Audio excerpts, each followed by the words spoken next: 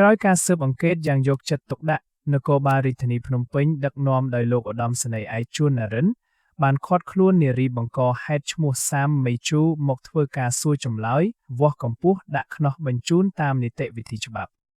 ដោយដែលប្រិមិត្តបានដឹងរួចមកហើយថាកាលពីម៉ោង 11 យប់ថ្ងៃទី 28 ខែកក្កដាឆ្នាំ 2026 នៅក្បែរផ្សារទំនើបអូយអន2សង្កាត់ក្មួយខណ្ឌសែនសុខរាជធានីភ្នំពេញមានគ្រោះថ្នាក់ចរាចរណ៍ដ៏រន្ធត់មួយបានកើតឡើងដោយរថយន្ត Avatar មួយគ្រឿងបានបុកពេញទំហឹងទៅលើម៉ូតូមួយគ្រឿងដែលបណ្ដាលឲ្យជនរងគ្រោះស្លាប់យ៉ាងអាណោចអាធំ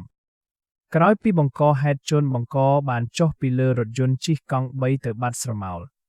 ក្រោយពីមានហេតុការណ៍ដ៏រន្ធត់នេះបានកើតឡើងប្រជាពលរដ្ឋខ្មែរជាពិសេសអ្នកលេងតាមបណ្ដាញសង្គម Facebook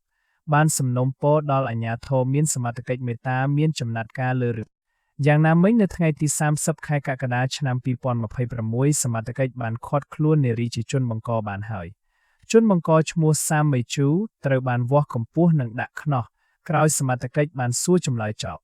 លោកឧត្តមសេនីយ៍ឯកជួននរិនបានបញ្ជាក់ថាក្រោយចូលខ្លួននគរបាលជំនាញបានសួរនាំ